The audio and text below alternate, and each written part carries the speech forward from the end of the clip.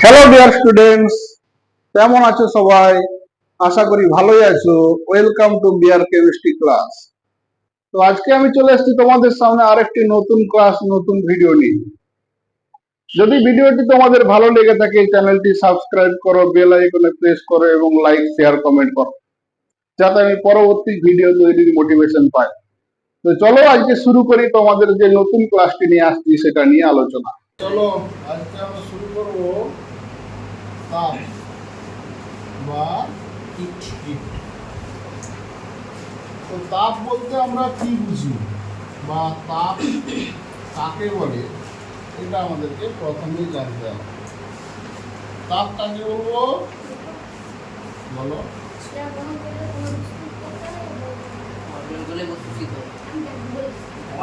তার আগে আমরা বলবো তাপ হচ্ছে এক প্রকার শক্তি।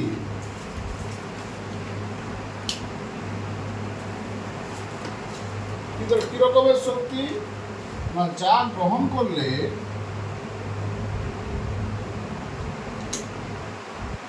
বস্তু উত্তপ্ত হয়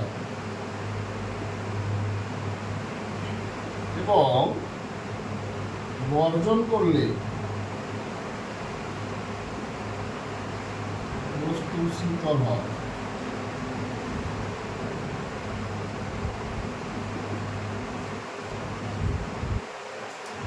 সুতরাং তাপ এক প্রকারের শক্তি, যা গ্রহণ করলে বস্তু উত্তপ্ত হয়, বর্জন করলে বস্তু শীতল হয়। এখান থেকে একটা জিনিস ভেবে না, উত্তপ্ত মানে কি? সেই বস্তুর তাপ বেশি, এবং শীতল মানে সেই বস্তুর তাপ কম। শীতল মানে সেই বস্তুর তাপ কম, আর উত্তপ্ত মানে সেই বস্তুর তাপ বেশি। এরপর আমরা দেখবো তাপকে আমরা শক্তি কেন বলছি। তাপকে শক্তি বলার কারণ কি?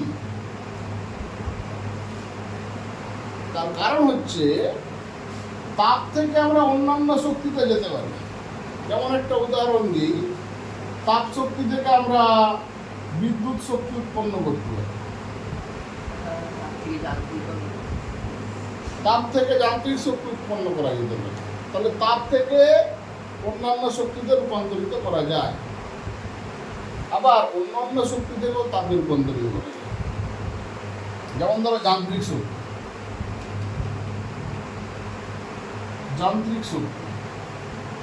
পাখা ঘুরছে, পাখা ঘোরার ফলে কি পাখাটা গরম হচ্ছে, তাপ উৎপন্ন হচ্ছে। তাহলে তাপ শক্তি থেকে অন্য শক্তিতে রূপান্তরিত করা যাচ্ছে, বা অন্য শক্তি থেকেও তাপ শক্তিতে রূপান্তরিত করা যাচ্ছে। তাহলে এখানে শক্তির রূপান্তর ঘটছে। সেই জন্য তাপকে আমরা বলবো এক প্রকার শক্তি। কি বললাম, বোঝা গেছে? কি ধরনের শক্তি? যা গ্রহণ করলে বস্তু উত্তপ্ত হয়ে যাচ্ছে, আর যা বর্জন করলে বস্তু শীতল হয়ে যাচ্ছে। তাহলে তাপ গ্রহণ করলে বস্তু কি শুধু উত্তপ্ত হয়, বর্জন করলে শীতল হয়? তাপের কি শুধু এটাই কাজ? না, তাপ আরো কিছু কাজ করে থাকে। তো তখন আমরা পড়ব তাপের ফলাফল, বা কোনো বস্তু কর্তৃক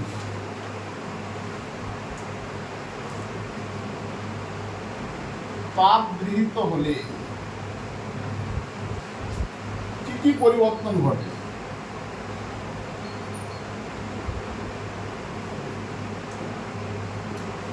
কি কি পরিবর্তন হবে? শরীর উত্তপ্ত হবে, বা এটাকে আমি ছোট করে বলতে পারি তাপ প্রয়োগের ফলাফল।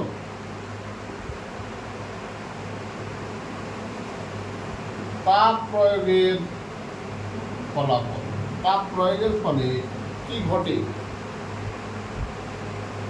তাপ প্রয়োগে বস্তু উত্তপ্ত হয়, তার প্রথম কি ফলাফল ঘটবে? না, উষ্ণতার পরিবর্তন ঘটবে। উষ্ণতার পরিবর্তন ঘটে। যদি কোনো বস্তুকে তাপ দিই, তার উষ্ণতা বাড়বে। আর কি ঘটবে না, তার অবস্থার পরিবর্তন হবে।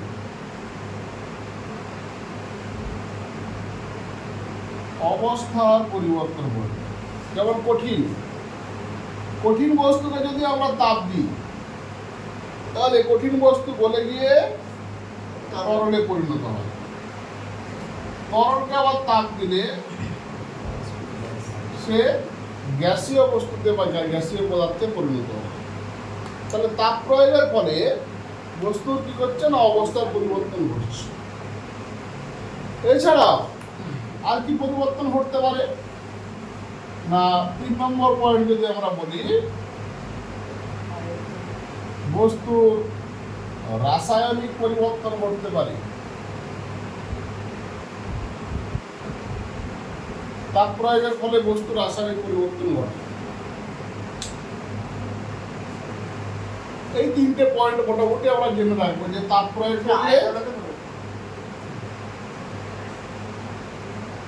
প্রয়োগ করলে বস্তুর মধ্যে কি কি পরিবর্তন ঘটে থাকে। এছাড়াও আরো আছে, আকারের পরিবর্তন ঘটতে পারে, আয়তনের পরিবর্তন ঘটতে পারে, ঘনত্বের পরিবর্তন ঘটতে পারে, চৌম্বক ধর্মের পরিবর্তন ঘটতে পারে। রাসায়নিক ধর্ম ধরো, আমি কোনো একটা বস্তু ধরো চিনি, চিনিকে যদি তাপ দেওয়া হয় কি পড়ে থাকে না, কার্বন পড়ে থাকে। চিনিকে পোড়ালে কালো হয়ে যায়, তাহলে চিনি থেকে আমরা কি পাচ্ছি, কার্বন পাচ্ছি। তাহলে চিনি থেকে কার্বন, এটা একটা রাসায়নিক পরিবর্তন। কার্বন থেকে ঘুরিয়ে কি আমি চিনি নিয়ে আনতে পারবো? পারবো না। সেই জন্য তার রাসায়নিক পরিবর্তন ঘটবে। তো তাপ প্রয়োগের ফলে এই জিনিসগুলি ঘটে থাকে। তাহলে তাপ প্রয়োগ করলে, তাপ শুধু গ্রহণ করলে বস্তু উত্তপ্ত হয় আর বর্জন করলে বস্তু শীতল হয়, এটা কিন্তু নয়। তাপ প্রয়োগের ফলে বস্তুর আরো বিভিন্ন ধর্মের পরিবর্তন ঘটে থাকে। এরপর আমরা দেখব, যেহেতু তাপ সমান কি একটি শক্তি, তাহলে মাত্রীয় সংকেত কি হবে? মাত্রীয় সংকেত হচ্ছে শক্তির মাত্রীয় সংকেতের সমান। তাহলে তাপের মাত্রীয় সংকেত আমরা যদি দেখি, mL² (10⁻²), এটা ছিল শক্তির মাত্রীয় সংকেত। শক্তি যেহেতু একটি স্কেলার রাশি, তাপও একটি স্কেলার রাশি। তাপের মান আছে নির্দিষ্ট। এরপর আমরা দেখব তাপের একক।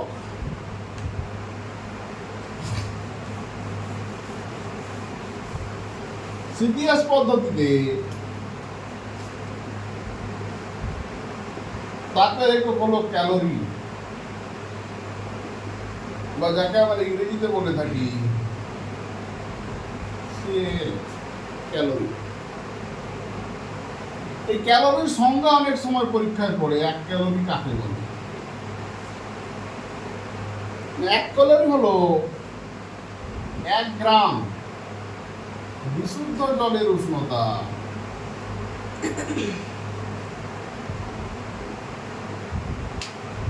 এক ডিগ্রি সেন্টিগ্রেড বৃদ্ধি করতে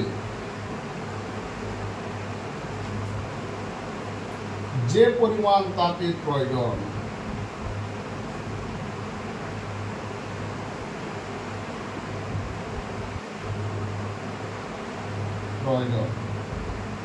তাকে বলে 1 ক্যালোরি। এটা হচ্ছে ক্যালোরির সংখ্যা। 1 ক্যালোরি আমরা কাকে বলবো? তাহলে 1 ক্যালোরি মানে 1 গ্রাম বিশুদ্ধ জলের উষ্ণতা 1 ডিগ্রি সেন্টিগ্রেড বৃদ্ধি করছে। এবার যদি এসআই পদ্ধতি আমরা দেখি, এসআই পদ্ধতিতে তাপের একক হচ্ছে কার্যের এককের সমান জুল, যাকে ইংরেজিতে যে দ্বারা প্রকাশ করা হয়। তাহলে ক্যালোরির সংখ্যা থেকে এখান থেকে আমরা জুলের সংখ্যা পেয়ে যাবো। দেখো ক্যালোরির সংখ্যায় কি বলা ছিল? সিডিএস পদ্ধতি মানে 1 গ্রাম বিশুদ্ধ জল, ভরের একক গ্রামে আছে। তাহলে এসআই পদ্ধতিতে ভরের একক কি হবে? 1 কেজি। 1 কেজি বিশুদ্ধ জলের উষ্ণতা। সিডিএস পদ্ধতিতে উষ্ণতার একক ছিল 1 ডিগ্রি সেন্টিগ্রেড। এসআই পদ্ধতিতে উষ্ণতার একক হচ্ছে 1 কেলভিন বা কে। বাকি সংখ্যা যা ছিল শুধু সিডিএস থেকে এসআই এই দুটো একক কনভার্ট হবে। 1 গ্রাম বিশুদ্ধ জলের উষ্ণতা, এখানে 1 কেজি বিশুদ্ধ জলের উষ্ণতা 1 ডিগ্রি সেন্টিগ্রেড বৃদ্ধি করতে, এখানে সেন্টিগ্রেডের জায়গায় আসবে কি 1 কেলভিন বৃদ্ধি করতে যে পরিমাণ তাপের প্রয়োজন তাকে আমরা বলবো 1 ক্যালোরি, 1 জুল। তাহলে এখান থেকে আমরা জুলের সংজ্ঞাটা লিখতে পারবো। এরপর এখানে একটা সম্পর্ক আমরা পড়বো, ক্যালোরি ও জুলের সম্পর্ক। 1 ক্যালোরি সমান 4.2 জুল। এটা হচ্ছে তাপের সিডিএস ও এসআই এককের সম্পর্ক। এই সম্পর্কের প্রমাণটা এখানে নেই, কিন্তু সম্পর্কটা আছে, ক্যালোরি এবং জুলের সম্পর্ক। 1 ক্যালোরি সমান 4.2 জুল। এটি গেল তাপের একক, মাত্রিয় সংকেত এবং তার সেটা স্কেলার রাশি না ভেক্টর রাশি, না প্রমাণ করতে হবে।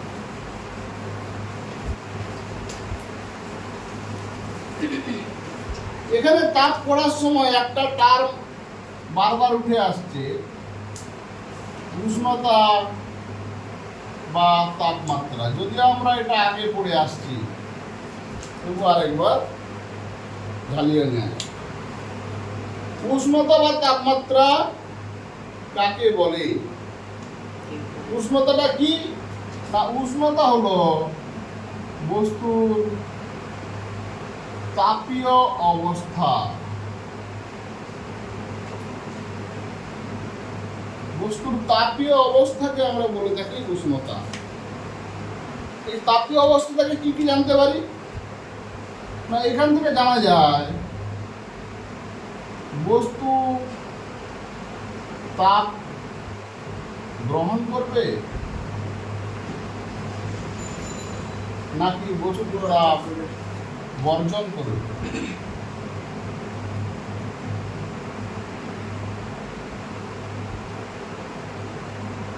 বর্জন করবে।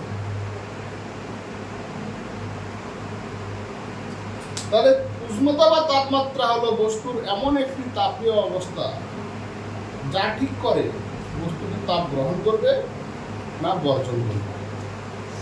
যার উষ্ণতা কম সে কি করবে? সে তাপ গ্রহণ করবে, সে হচ্ছে শীতল বস্তু।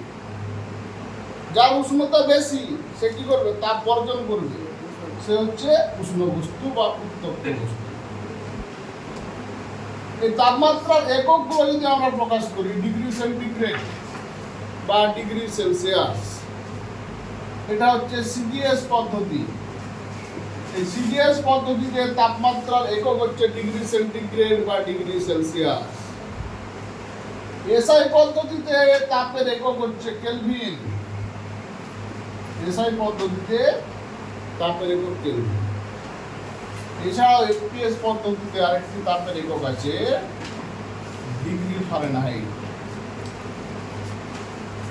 তাহলে তাপমাত্রার এই তিনটি একক আমরা পড়ব। উষ্ণতার সিডিএস একক ডিগ্রি সেন্টিগ্রেড, উষ্ণতার এসআই একক কেলভিন, আর ডিগ্রি ফারেনহাইট এফপিএস একক। তাহলে তাপের এককের সঙ্গে তাপমাত্রার একক যেন একই সঙ্গে গুলিয়ে না যায়। বললাম, বোঝা গেল? তাপের একক আলাদা, তাপমাত্রাও আলাদা, সুতরাং তার এককটাও হবে আলাদা। এদের সম্পর্কগুলো আমরা ছোটবেলায় পড়ে এসেছি, তবু একবার দেখে নেওয়া যায়। সেন্টিগ্রেডের সঙ্গে ফারেনহাইটের কি সম্পর্ক? C/5 সমান F-32/9। এখান থেকে সেন্টিগ্রেড বা ফারেনহাইট যে কোনো একটা স্কেলের তাপমাত্রা আমরা হিসাব করতে পারবো। আরেকটা সম্পর্ক আছে সেন্টিগ্রেডের সাথে কেলভিন। 1 ডিগ্রি সেন্টিগ্রেড সমান 1 কেলভিন। এটা হচ্ছে সেন্টিগ্রেডের সাথে কেলভিনের সম্পর্ক।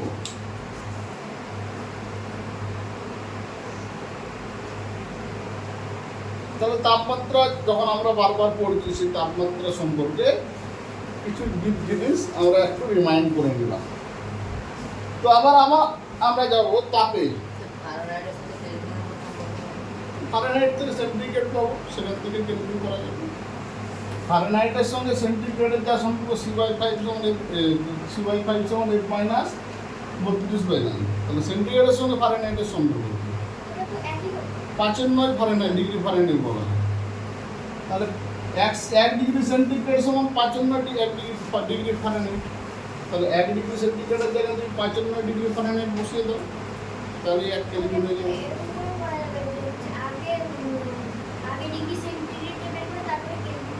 তা বললো হ্যাঁ।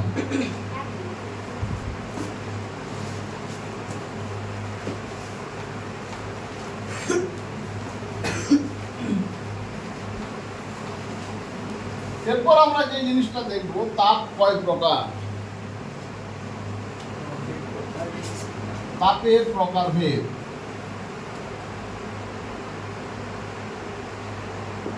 তাপ কয় প্রকার? না, তাপ হচ্ছে 3 প্রকার।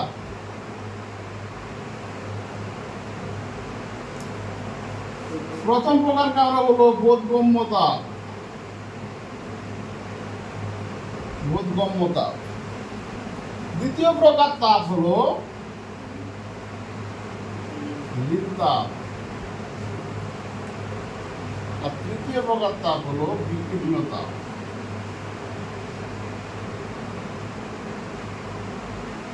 বিকীর্ণ তাপ। এই 3 প্রকার তাপ সম্পর্কে একটু প্রিলিমিনারি আইডিয়া আমাদেরকে নিয়ে রাখতে হবে। বোধগম্য তাপ কাকে বলা হয়?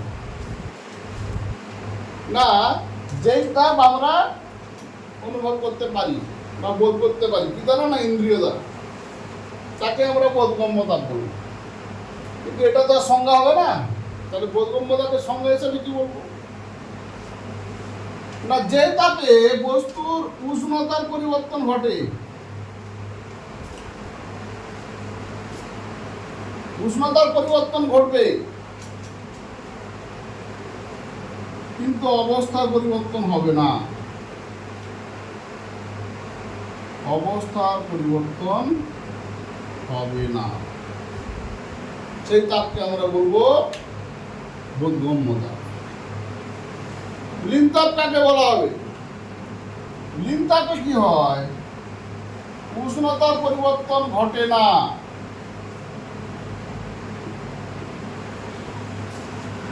উষ্ণতার পরিবর্তন ঘটবে না এখানে।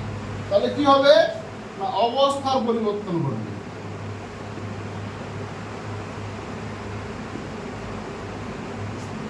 অবস্থার পরিবর্তন ঘটবে। আর বিকীর্ণ তাপ জিনিসটা কি? বিকীর্ণ তাপ আমরা তাপের বিকিরণের মতোই বলতে পারি। বিকীর্ণ তাপ, এই তাপটা হচ্ছে এক ধরনের তাপ যেখানে তাপ কোনো মাধ্যমের উপর ভর করে একটা স্থান থেকে অন্য স্থানে যায়, ঠিক আছে, কিন্তু সেই মাধ্যমের কণাদেরকে উত্তপ্ত করে না। সেই তাপকে আমরা বলবো বিকীর্ণ তাপ। যেমন একটা উদাহরণ দিয়ে আমরা বলতে পারি, সূর্য থেকে পৃথিবীতে আলো আসে, আগে পৃথিবী পৃষ্ঠে আলো পৌঁছায় না, আগে বায়ুমণ্ডল দিয়ে।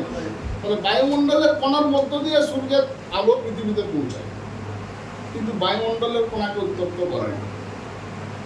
সেই তাপটাকে বলা হচ্ছে বিকীর্ণ তাপ।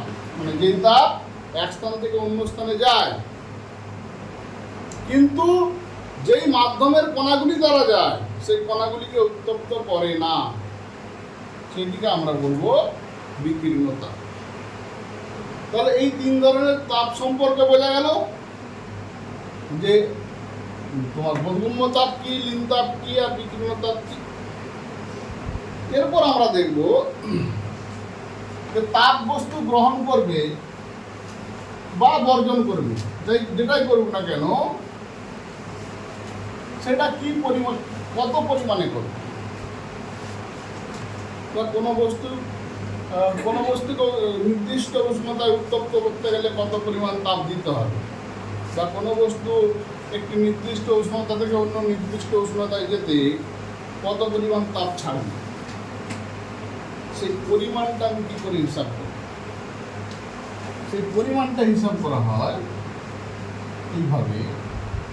তাহলে আমরা যদি হেডিং করি, কোনো বস্তু কর্তৃক গৃহীত বা বর্জিত তাপ।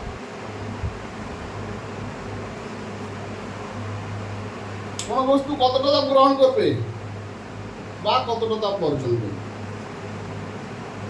এখান থেকে আমরা দুই ধরনের প্রশ্ন করব। কোনো বস্তু কর্তৃক গৃহীত বা বর্জিত তাপ কি কি বিষয়ের উপর নির্ভর করে, এটা একটা পড়া যেতে পারে। তারপরে তার একটু পরে আমরা পড়বো যে এই কোনো বস্তু কর্তৃক গৃহীত বা বর্জিত তাপের রাশিমালা কি হবে। বুঝলেন? আমি মনে করলাম কোনো বস্তু তার ভর হচ্ছে এম ভরের একটি বস্তু। যখন তাকে তাপ দিচ্ছি, তাপ দেওয়ার সময় তার উষ্ণতা হলো T1 থেকে T2। এটা অনেক সময় থিটা দিয়েও প্রকাশ করা হয় তাপমাত্রা। যখন বস্তুকে তাপ দেওয়া হচ্ছে কত পরিমাণ, না বস্তুকে মনে করলাম H পরিমাণ তাপ দেওয়া হলো, তাপমাত্রা পরিবর্তন। এম ভরের কোনো বস্তুকে যদি H পরিমাণ আমরা তাপ দিই, তাহলে তো তাপমাত্রার পরিবর্তন হলো T1 থেকে T2। কি বললাম বোঝা গেল? আবার যদি উল্টোটা করি, এম ভরের কোনো বস্তু থেকে H পরিমাণ তাপ আমরা নিষ্কাশন করে দিই, তখন কি ঘটবে? তাপমাত্রা T2 থেকে T1 এ আসবে। গ্রহণ করলে তাপমাত্রা বাড়ছে, আর তাপ যদি নিষ্কাশন করে নিই তাহলে কি হবে? তাপমাত্রা কমবে। তাহলে আগে গ্রহণটাই আমরা দেখি। তাহলে এম ভরের বস্তুকে যদি H পরিমাণ তাপ দিই, তারপরে তার উষ্ণতার পরিবর্তন এটি হয়। তাহলে H হচ্ছে বস্তু কর্তৃক গৃহীত তাপ। এই বস্তু কর্তৃক গৃহীত তাপ H কি কি বিষয়ের উপর নির্ভর করে, না ভরের সঙ্গে সমানুপাতিক হয়। বস্তুর যে ভর বাড়লে গৃহীত তাপের পরিমাণ বাড়বে, ভর কমলে গৃহীত তাপের পরিমাণ কমবে। সেজন্য একটা ছোট বস্তুকে গরম করতে যেই পরিমাণ তাপ দিতে হয়, একটা বড় বস্তুকে গরম করতে তার থেকে বেশি পরিমাণ তাপ দিতে হয়। কোথায় দেখি? চা করার সময় সহজেই জল ফুটে, কিন্তু ভাত রান্না করার সময় অনেকক্ষণ তোমাকে তাপ দিতে হয়। তাহলে তাপ কোনো বস্তু কর্তৃক গৃহীত তাপ ভরের সঙ্গে সমানুপাতিক। যদি বর্জিত বলি সেটাও একই। ছোট বস্তু সহজেই ঠান্ডা হয়ে যাবে যদি গরম থাকে, কিন্তু বড় বস্তু যদি গরম হয় ঠান্ডা হতে বেশিক্ষণ সময় লাগে। এইটার বিষয়ের উপর নির্ভর করে। আর কি বিষয়ের উপর নির্ভর করে, না H versus T1 minus T2। এই T1 মাইনাস T2 কে বলা হচ্ছে উষ্ণতার পরিবর্তন। কতটা উষ্ণতা বেড়েছে বা কতটা উষ্ণতা কমেছে। যদি উষ্ণতা বেশি বাড়াতে হয় বেশি তাপ লাগবে। কোনো বস্তুর উষ্ণতা 5 ডিগ্রি থেকে 10 ডিগ্রি মানে বাড়াতে যেই পরিমাণ তাপ লাগবে, ওই একই বস্তুর উষ্ণতা 5 ডিগ্রি থেকে 50 ডিগ্রি পর্যন্ত বাড়াতে তার থেকে বেশি তাপ লাগবে। তার মানে উষ্ণতার পরিবর্তন যত বেশি হবে, গ্যাপটা যত বেশি হবে, গৃহীত তাপের পরিমাণ তত বেশি হবে।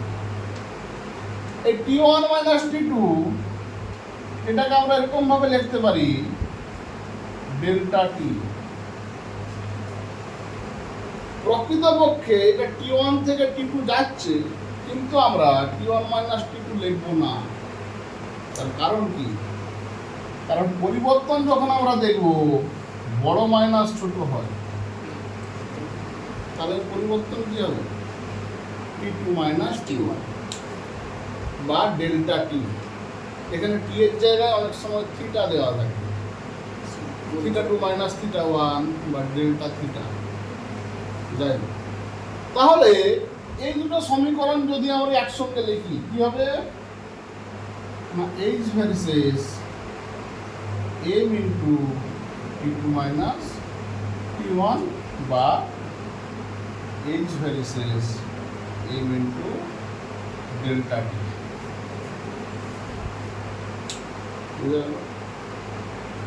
এইটি গেল যদি গ্রহণ ভাবি।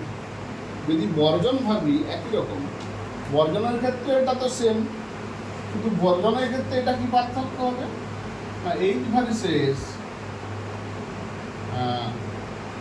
তার উষ্ণতা কমছে T1 minus T2 minus T1, উষ্ণতা তো বেশি ছিল হ্যাঁ সেখান থেকে কমছে কোথায় T1 minus T2 T1 minus T2 হবে, T2 মাইনাস T1 আগে T1 মাইনাস T2 হবে।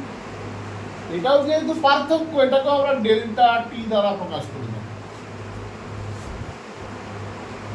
এই উষ্ণতার পার্থক্য সবসময় বেশি মাইনাস কম, এটা লিখতে হবে।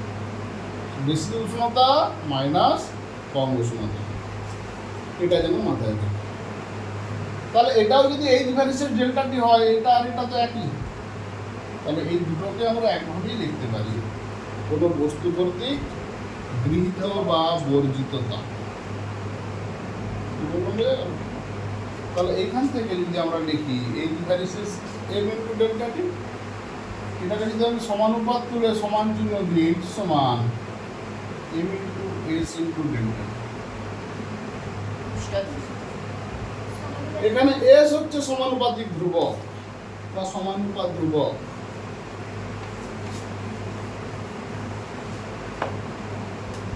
এই s এর নাম হচ্ছে বস্তুর আপেক্ষিক তাপ।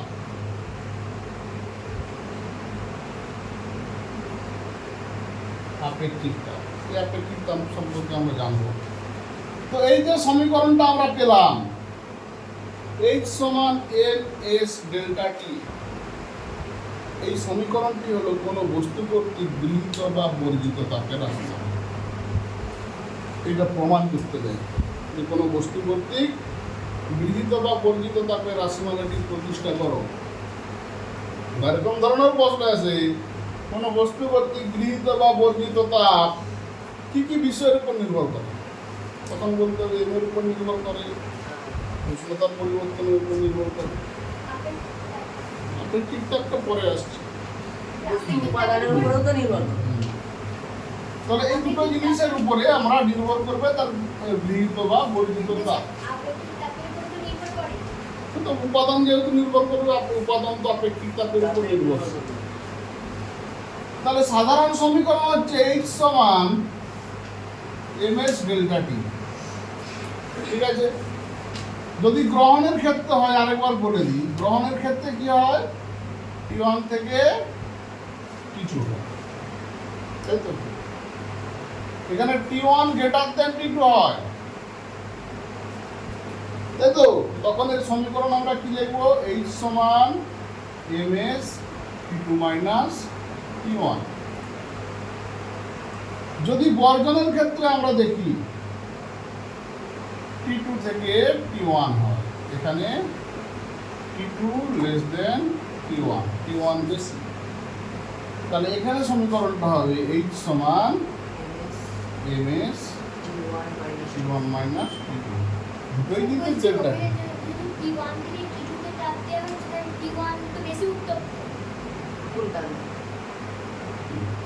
উষ্ণতা T1 থেকে বেড়ে T2 হচ্ছে উষ্ণতার পরিবর্তন। উষ্ণতার পরিবর্তন T2 মাইনাস T1। তাহলে গ্রহণের ক্ষেত্রে এই সমীকরণটা আমরা লিখতে পারি, বর্জনের ক্ষেত্রে এই সমীকরণটা লিখতে পারি, সাধারণভাবে এই সমীকরণটা লিখতে পারি। এটা গ্রহণ বর্জন দুটোর ক্ষেত্রেই কাজে লাগে, এটা গ্রহণের জন্য, এটা বর্জনের জন্য। কি বললাম বুঝে গেল? এরপর এখান থেকে আরেকটা জিনিস জানতে হয়, যদি কোনো বস্তুর উষ্ণতা 0 ডিগ্রি থেকে T ডিগ্রি পর্যন্ত বৃদ্ধি পায়, তাহলে তো প্রাথমিক উষ্ণতা কত? 0 ডিগ্রি। তাহলে তখন T2 মাইনাস T1 এটাকে আমরা T লিখতে পারি। তখন সমীকরণ কি হবে? H সমান ms T।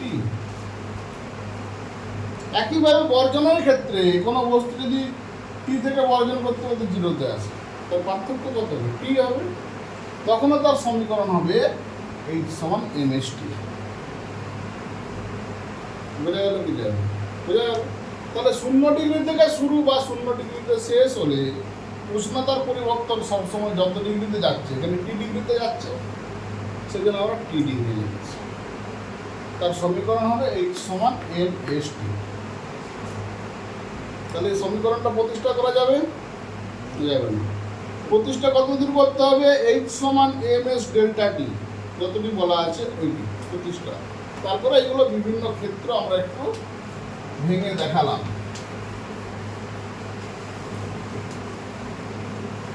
এরপর যে টার্মটা আমরা এখানে নতুন পেলাম, সেটা কি? আপেক্ষিকতা। এস এস কি না বস্তুর উপাদানের আপেক্ষিকতা।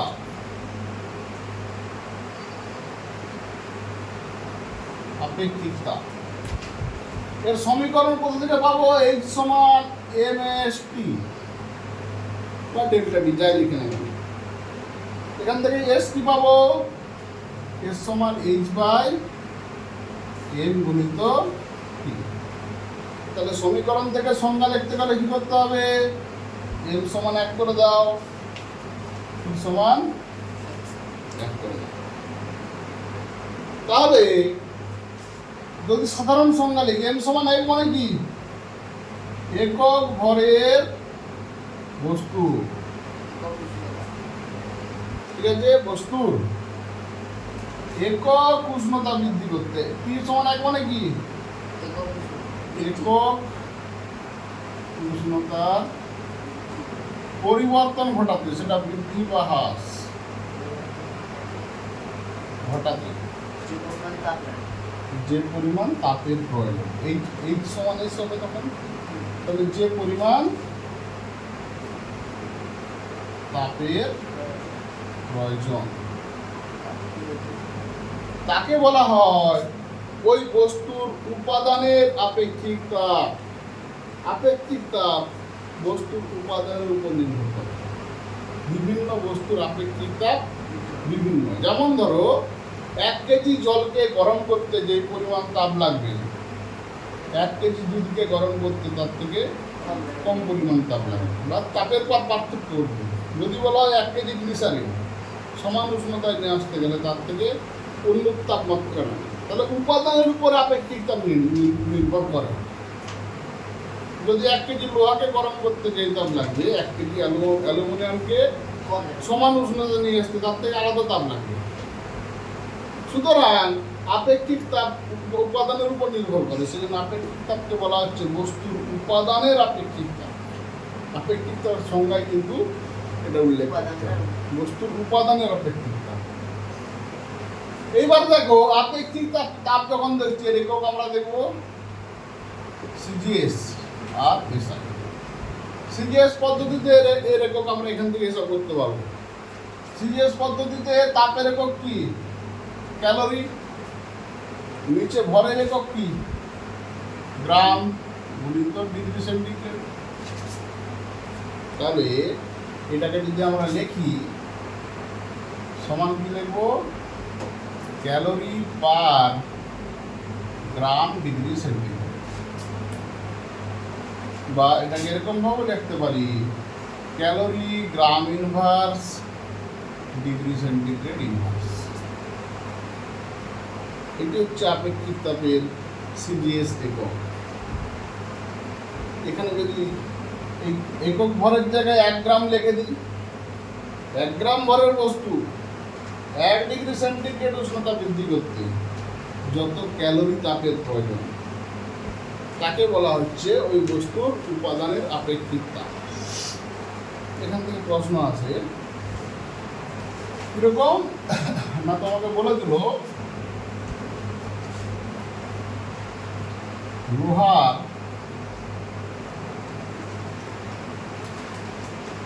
আপেক্ষিক তাপ সমান 0.09 বলতে কি?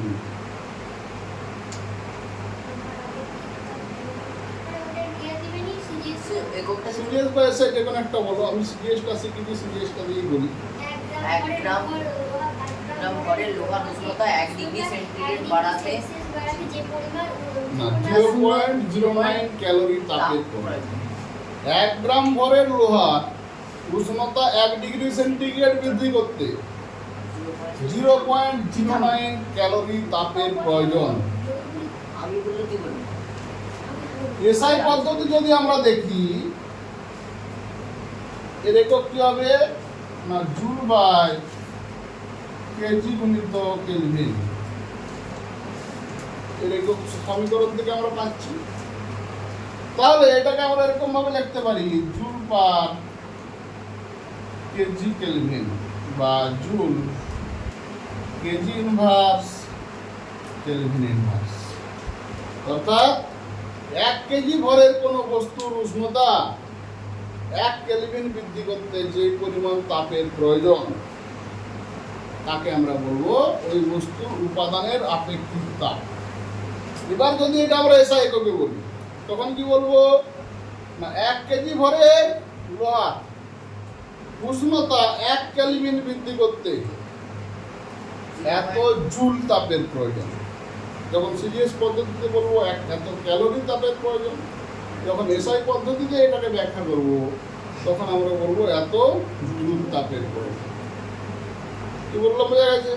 তাহলে কোনো বস্তু কর্তৃক গৃহীত বা বর্জিত তাপ তার সমীকরণ আমরা দেখলাম, সেইখান থেকে আমরা আপেক্ষিক তাপ একটা টার্ম নতুন আসছিল সেটা জানবো। এরপর আমরা দেখব তাপ গ্রহণ, তাপ বর্জন। এই আমরা সমীকরণ দেখলাম কোনো বস্তু কর্তৃক গৃহীত বা বর্জিত তাপ। তাহলে তাপ যখন গ্রহণ করবে কোনো বস্তু কতটা গ্রহণ করবে, তাপ যখন বর্জন করবে কতটা বর্জন করবে। আবার বলতে পারি উত্তপ্ত বস্তু তাপ বর্জন করলে কতক্ষণ পর্যন্ত করবে, শীতল বস্তু তাপ বর্জন করলে কতক্ষণ, শীতল বস্তু তাপ গ্রহণ করলে কতক্ষণ পর্যন্ত করবে। তাপীয় সম্মান আছে। তাহলে তাপ গ্রহণ যারা করে, তাপ গ্রহণ কারা করবে? শীতল বস্তু। তাহলে শীতল বস্তু তাপ গ্রহণ করবে। শীতল বস্তু মানে যার উষ্ণতা কম, তাই তো? শীতল বা উষ্ণ এই কথাগুলো তো আপেক্ষিক, মানে একটার উপর নির্ভর করে একটার সাপেক্ষে। সাপেক্ষিক করতে হয়। তাপ বর্জন কারা বর্জন করবে? এর সাপেক্ষে বর্জন করবে। তার মানে কি যারা বর্জন করবে তারা উত্তপ্ত, তার মানে এর উষ্ণতা বেশি। আমি মনে করলাম এর উষ্ণতা T1 আর এর উষ্ণতা যেহেতু বেশি আমরা T2 দিলাম। তাহলে শীতল বস্তু এবং উষ্ণ বস্তু, তার মানে দুটি ভিন্ন উষ্ণতার বস্তু আমরা বলতে পারি। দুটি ভিন্ন উষ্ণতার বস্তু বা শীতল বস্তু বা উষ্ণ বস্তু, এরা কখন তাপের আদান প্রদান করবে না যখন এদেরকে পরস্পরের সংস্পর্শে রাখা হবে। বোঝা গেছে? এই যে শীতল বস্তু এবং উষ্ণ বস্তু পরস্পরের সংস্পর্শে থাকাকে বলে তাপীয় সংস্পর্শ। তাহলে দুটি ভিন্ন উষ্ণতার বস্তু যদি তাপীয় সংস্পর্শে থাকবে মানে একেবারে লেগে থাকে, এই কথাটার অর্থ হচ্ছে একদম লেগে থাকে, তখন উত্তপ্ত বস্তু শীতল বস্তুকে তাপ দিবে, শীতল বস্তু উত্তপ্ত বস্তু থেকে তাপ গ্রহণ করবে বা নেবে। কতক্ষণ নিতে থাকবে না যতক্ষণ না পর্যন্ত শীতল বস্তু এবং উষ্ণ বস্তুর তাপমাত্রা সমান হয়ে যায়। কি করে বুঝবো সমান হয়েছে? না যতক্ষণ না পর্যন্ত দেখতে পাবো যে এদের মধ্যে তাপীয় আদান প্রদান বন্ধ হয়ে গেছে। যখন দেখবে উত্তপ্ত বস্তু আর তাপ দিচ্ছে না, শীতল বস্তু আর তাপ নিচ্ছে না, তার মানে এই দুটো বস্তু তখন তাপীয় সাম্য অবস্থায় চলে আসছে। এদের মধ্যে আদান প্রদান হচ্ছে কিন্তু সেটা সমপরিমাণে সেটা বোঝা যাচ্ছে, মানে তার পার্থক্যটা বোঝা যাচ্ছে না। সেই জন্য উষ্ণতার পরিবর্তন ঘটবে না। তাহলে এখানে আরেকটা টার্ম আমরা পড়লাম, তাপীয় সাম্যাবস্থা। তাহলে তাপীয় সাম্যাবস্থা কাকে বলা হয়? না, যখন দুটি ভিন্ন উষ্ণতার বস্তু তাপীয় সংস্পর্শে থাকবে বা তাপীয় সংযোগে থাকবে, তখন উত্তপ্ত বস্তু উত্তপ্ত বস্তু এবং শীতল বস্তুর মধ্যে তাপের আদান প্রদান ঘটবে। ততক্ষণ পর্যন্ত তাপের আদান প্রদান ঘটবে যতক্ষণ না পর্যন্ত উষ্ণ বস্তু এবং শীতল বস্তুর তাপমাত্রা সমান হয়ে না যায়। তাপমাত্রা সমান হয়েছে আমরা কি করে বুঝবো? না, যতক্ষণ না পর্যন্ত এদের তাপের আদান প্রদান বন্ধ না হয়। যখনই এদের তাপমাত্রা সমান হয়ে যাবে তখন এদের আদান প্রদান বন্ধ হয়ে যাবে। সেই অবস্থাটাকেই বলা হচ্ছে তাপীয় সাম্যাবস্থা। বললাম, বোঝা গেছে? তার মানে দুটি ভিন্ন উষ্ণতার বস্তুকে তাপীয় সংযোগে রাখলে যে অবস্থায় দুটি বস্তুর মধ্যে তাপীয় আদান প্রদান বন্ধ হয়ে যায় সেই অবস্থাকে বলা হচ্ছে তাপীয় সাম্যাবস্থা।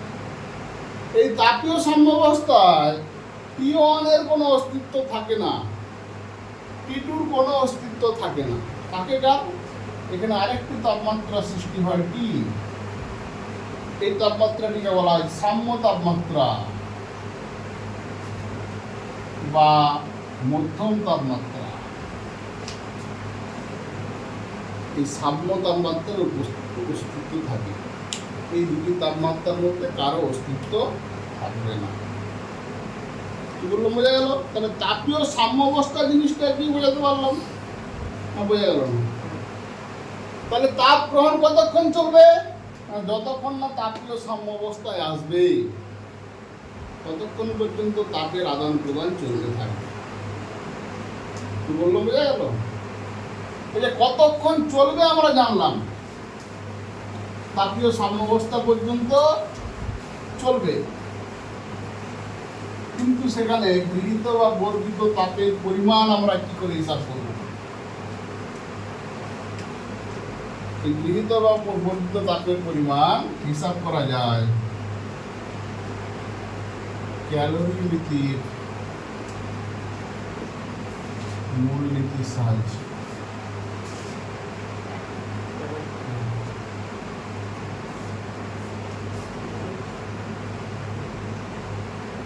ক্যালোরিমিতির মূলনীতির সাহায্যে। এই ক্যালোরিমিতির মূলনীতি থেকে আমরা কি জানতে পারি? না, ক্যালোরিমিতির মূলনীতি থেকে আমরা জানতে পারি তাপীয় সাম্যাবস্থায় যদি দুটি ভিন্ন উষ্ণতার বস্তু থাকে, কে কতটা তাপ বর্জন করবে, কে কতটা তাপ গ্রহণ করবে। ক্লিয়ার হল? এই নীতি অনুসারে দুটি ভিন্ন উষ্ণতার বস্তুকে যদি তাপীয় সংযোগে রাখা যায় তাহলে তাপীয় সাম্য অবস্থায় উষ্ণ বস্তু কর্তৃক বর্জিত তাপ সমান শীতল বস্তু কর্তৃক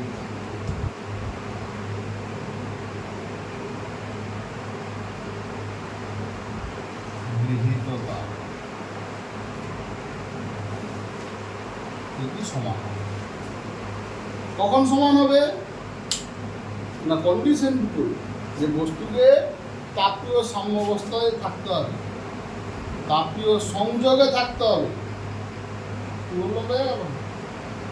এবং তাপ শক্তি অন্যান্য শক্তিতে রূপান্তরিত হওয়া যাবে না। তাপীয় সাম্যাবস্থায় তাহলে তাপীয় সাম্যাবস্থায় উষ্ণ বস্তু যতটা তাপ ছেড়েছিল শীতল বস্তু ততটাই গ্রহণ করেছিল।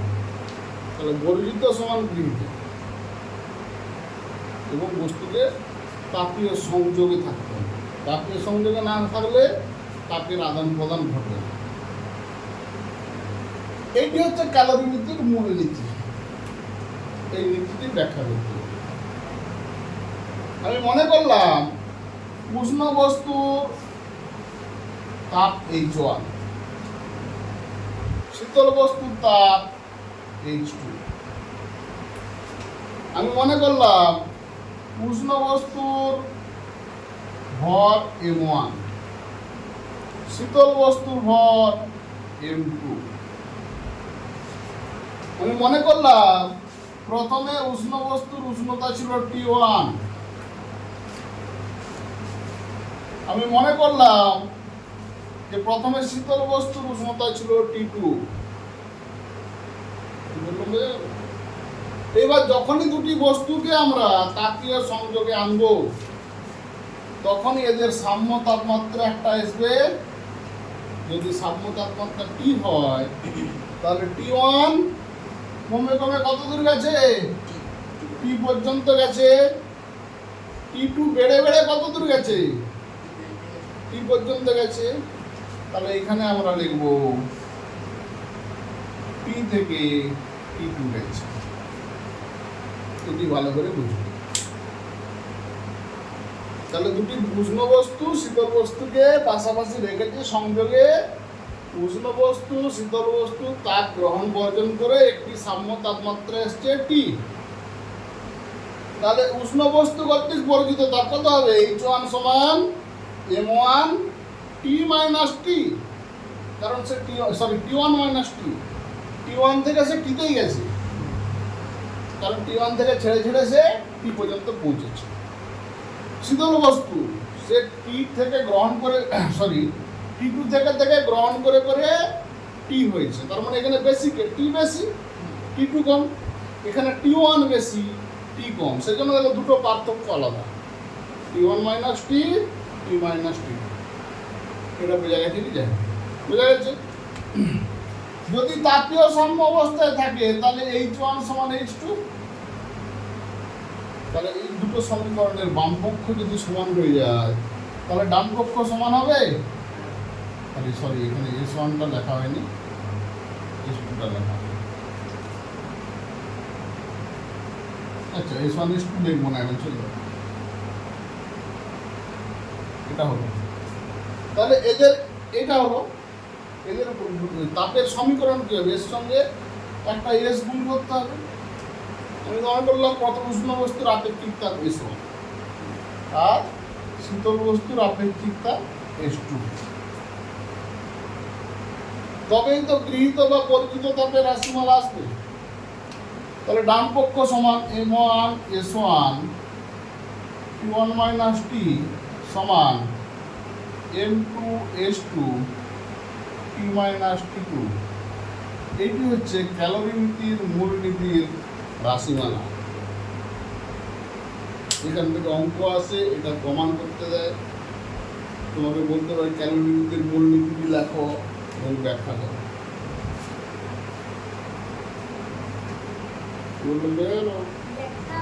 ব্যাখ্যা বলতে এই সমীকরণ পর্যন্তই করতে হবে। যদি সমীকরণ প্রতিষ্ঠা করো, সমীকরণ প্রতিষ্ঠা করতে হবে, ব্যাখ্যা করলেও সমীকরণ প্রতিষ্ঠা করতে হবে। তো এখান থেকে আমরা আরেকটা জিনিস দেখবো যে ক্যালোরিমিতির মূলনীতি কোন কোন শর্তে প্রযোজ্য হবে। শর্তটা কি?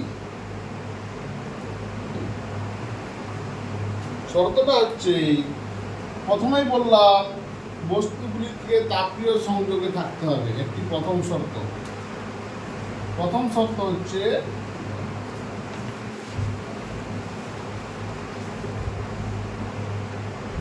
এক হচ্ছে তাপীয় সংযোগে থাকতে হবে,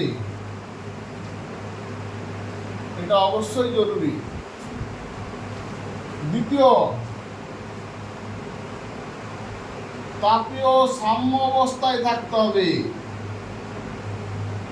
এটাও জরুরি। 3 নম্বর কন্ডিশন,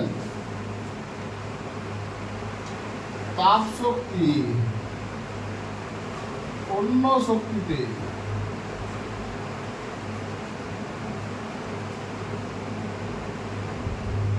রূপান্তর ঘটবে না।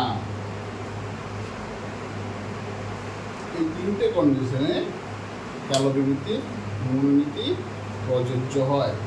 এই তিনটে কন্ডিশনের বাইরে ক্যালোরিমিতির মূলনীতি প্রযোজ্য হয় না। এই ক্যালোরিমিতির মূলনীতি থেকে একটা জিনিস, ক্যালোরি কথাটা যখন এসছে, এখান থেকে একটা জিনিস আমাদেরকে পড়ে নিতে হবে। আমরা জানি উষ্ণতা পরিমাপ করা হয় কিসের, কোন যন্ত্রের সাহায্যে? তাপ কোন যন্ত্রের সাহায্যে?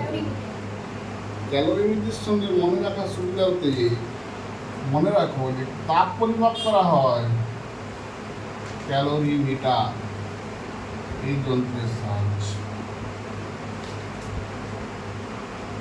ঠিক আছে, এখান থেকে ক্যালোরিমিতির মূলনীতি পর্যন্ত এগুলো বোঝা গেছে সবার। আজকে এটাই থাক।